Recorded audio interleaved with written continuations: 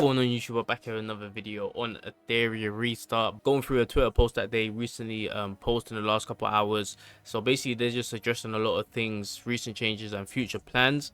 We're gonna go over it, but one thing I do want to say, hey, there's a code right here, DRP621X2, and it's gonna give you one stabilizer, 10 animal prototype, so that's basically one multi and 200,000 Etheria coin. So let me just quickly do that myself. So as you can see, confirm. All right, let's see what it's saying. Email.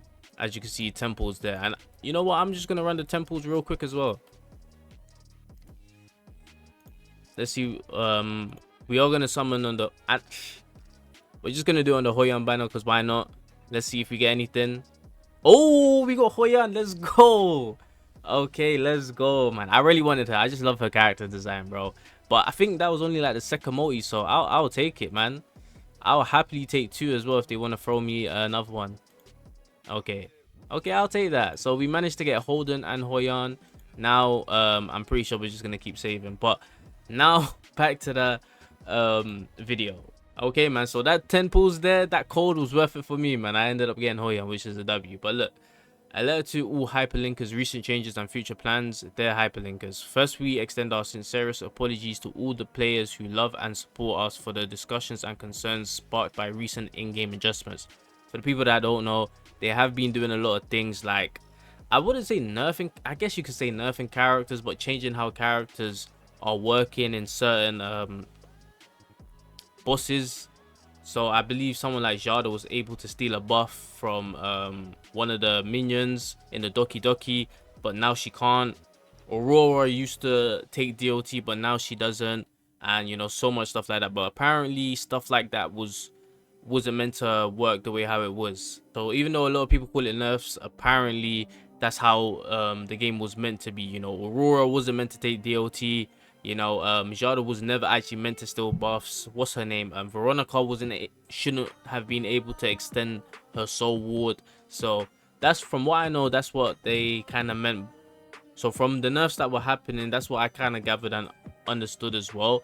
But you know, obviously people are still going to be upset because, you know, if people build up them characters, you know, to do certain content, now they, you know, change it and they're not able to do that piece of content anymore or something like that, or it just makes it extremely harder, then I can see it being like really annoying. The past few days we have received substantial feedback regarding the recent balance changes. We deeply understand that these adjustments did not fully consider your gaming experience and expectations, and there were shortcomings in both communication and execution which caused distress and concern.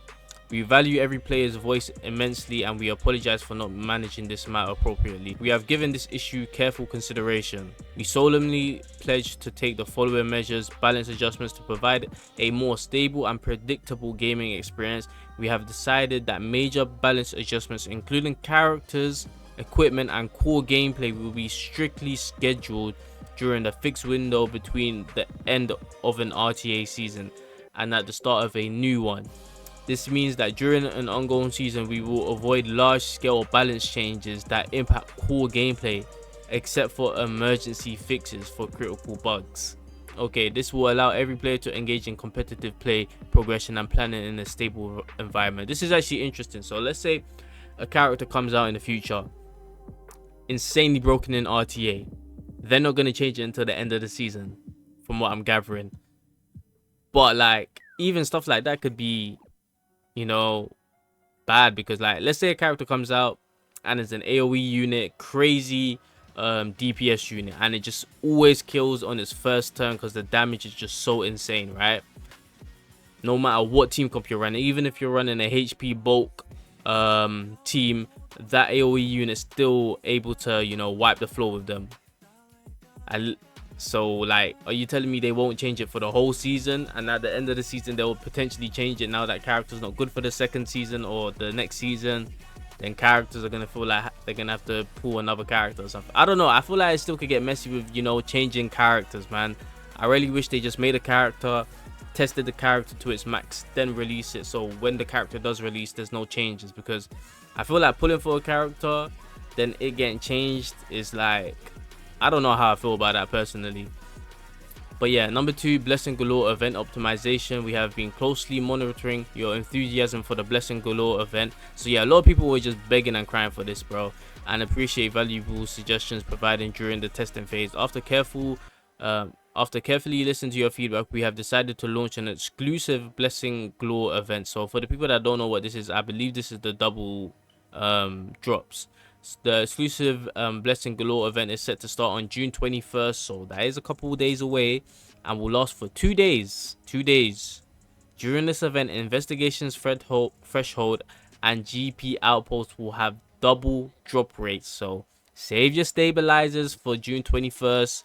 Those 2 days, you're gonna want to go crazy on what you need to go crazy on. Okay. Number 3.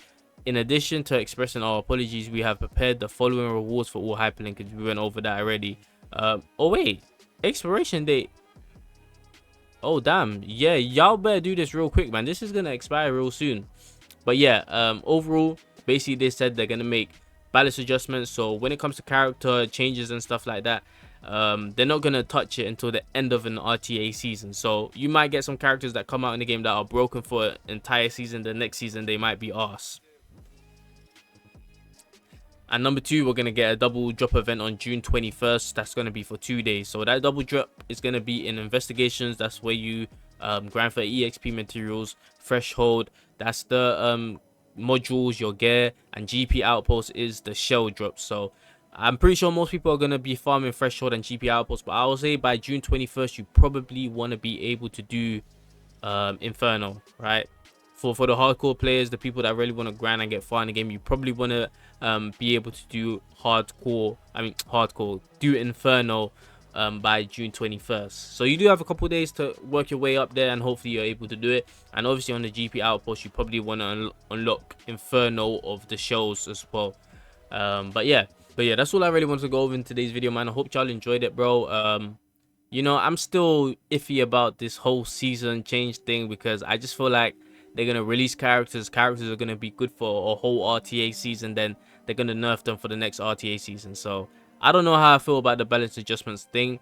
As I said, man, I'll prefer them to make a character, test that character extensively, then release them, and there's no problem with that character, so that character doesn't have to go through changes. Because I feel like if people, you know, drop money, use their summons, save for a long time, then putting their materials in that character just for them to get changed at the end of an RTA season, I feel like that kind of sucks, bro.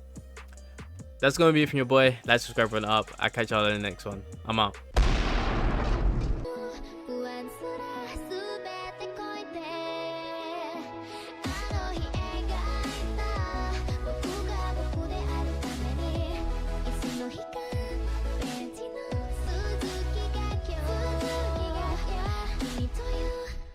to you